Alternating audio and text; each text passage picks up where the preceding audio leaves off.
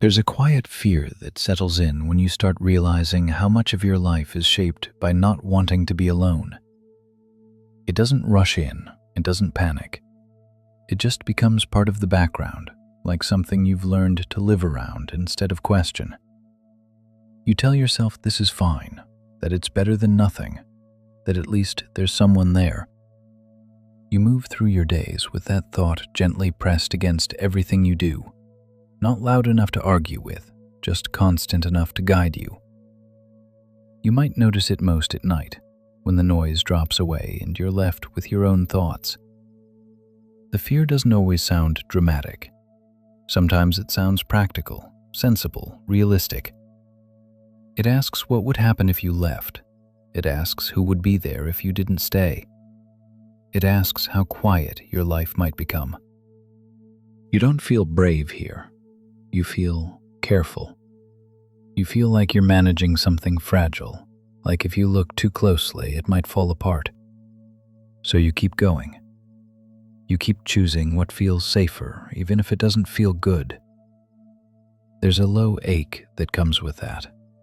Not sharp, not urgent. Just a steady discomfort you've learned to tolerate. You carry it through conversations, through routines, through moments that are supposed to feel connected but somehow don't quite reach you.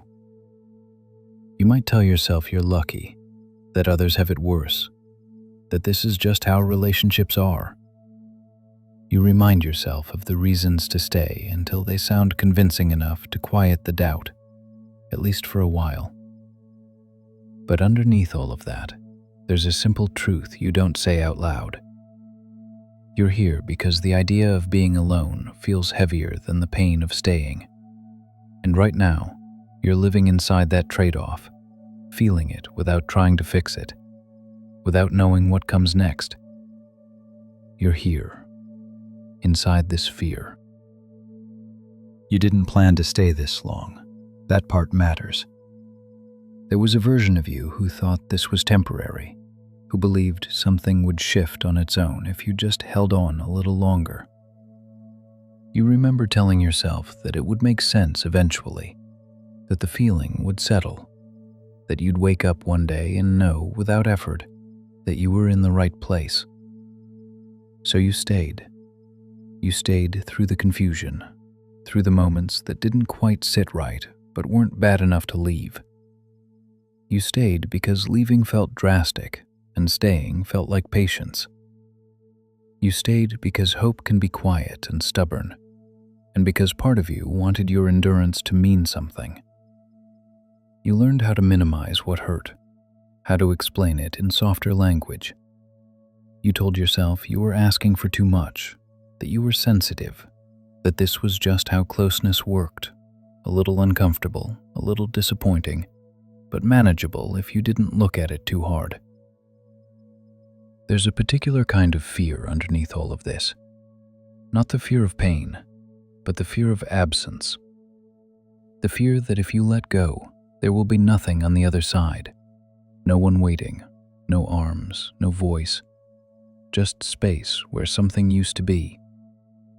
And that fear has a way of making almost anything feel tolerable by comparison. You might even blame yourself for feeling this way. Wonder why you can't just be grateful, why you can't just commit fully and stop questioning. You ask yourself what's wrong with you that you're still unsure, still unsettled, still quietly hoping for something you can't quite name. And still, you stay. Not because it feels right, but because it feels safer than the unknown. Because being chosen imperfectly feels less frightening than standing alone and unchosen at all. So you keep adjusting yourself, keep waiting, keep telling yourself this is what staying looks like. Staying starts to take things from you so slowly that it barely registers at first. There's no clear moment where you can point and say, "This is where I changed." It feels more like a gradual dimming, like the lights were turned down one notch at a time until you forgot how bright the room used to be. You lose energy in ways that don't make sense on paper. You can sleep and still wake up exhausted. You can rest and still feel depleted. Simple interactions leave you drained, not because they're difficult, but because you're constantly managing yourself inside them, watching your tone, choosing your words, deciding what's safe to say and what's better kept to yourself. Your voice is one of the first things to go quiet. You notice it hesitating before you speak. You notice yourself rehearsing responses that sound agreeable, reasonable, easy to live with. You stop saying certain things altogether, not because you've resolved them, but because you've learned they don't land well. Over time, you forget that your voice was ever meant to land anywhere. There's a subtle erosion of self-trust that happens alongside this. When something feels off, you don't lean into that feeling anymore. You interrogate it, you correct it.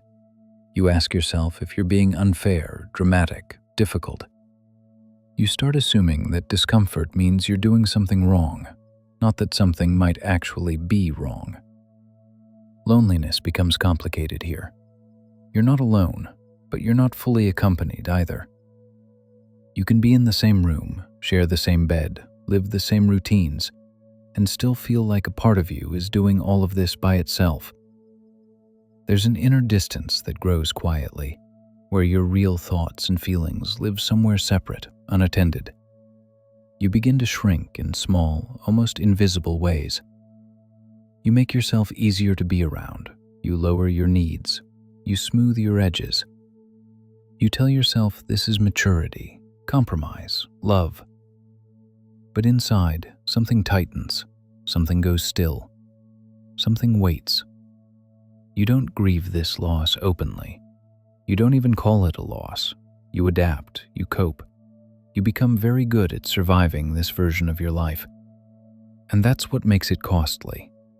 Not the pain itself, but how normal it starts to feel, how you stop noticing what it's taking from you, because you've learned how to live without those parts. By the time you really feel it, it's not sharp anymore. It's dull, heavy, settled. Like something important has been missing for a long time, and you're only just now realizing how much space it used to take up. Nothing dramatic happens here. There's no decision, no surge of clarity. Just a quiet moment where something inside you gets tired in a different way. Not the exhausted kind that begs you to keep going, but the kind that stops believing in the old reasons. You notice that the explanations you've been using don't work like they used to. They sound thinner now, less convincing. You repeat them and feel a slight disconnect, like you're saying words you no longer fully recognize as true. They still come out of your mouth. They just don't settle the way they once did. There's a pause that shows up in unexpected places, in the middle of a familiar thought, in the space before you reassure yourself, in the moment where you usually rush to minimize what you feel.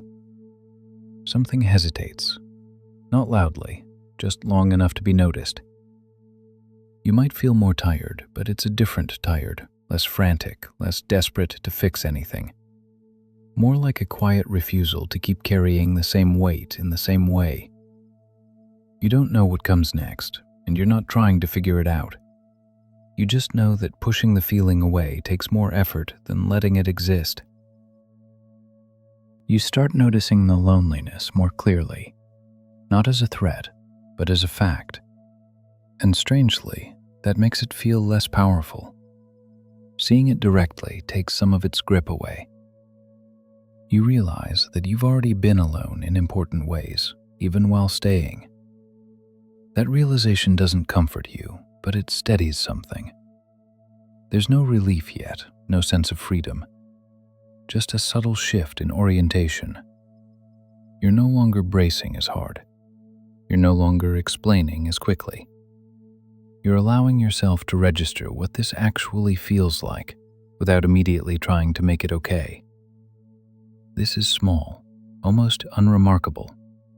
Easy to miss if you're not paying attention. But it matters, because something inside you has stopped pretending that this is sustainable.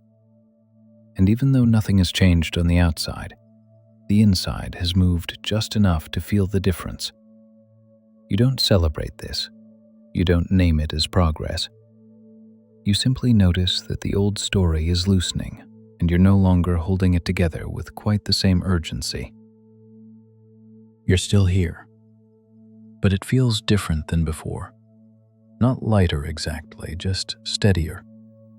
Like you're standing in the same place, but your feet are finally on the ground instead of braced against it.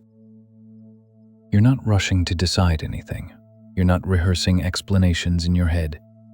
You're not trying to convince yourself that this feeling will pass if you just try harder. You're letting the truth exist without immediately negotiating with it. And that alone changes the shape of things. There's tenderness here. You feel it in how carefully you hold your own thoughts now, in how you notice your reactions instead of correcting them. You're still afraid of being alone. That hasn't vanished. But it's no longer the only thing in the room. It's sitting beside other truths instead of towering over them. You can feel the cost more clearly now without dramatizing it. You can feel the weight of what staying has asked of you. And instead of collapsing under that realization, you're simply acknowledging it, maiming it quietly, letting it be real. You're not stronger. You're not healed. You're not suddenly brave. You're just more honest with yourself than you were before. And that honesty doesn't push you forward or pull you away. It holds you exactly where you are, without pressure. This place isn't comfortable, but it's solid. There's less noise here, less scrambling, less self-blame. You're not disappearing inside your fear the way you used to.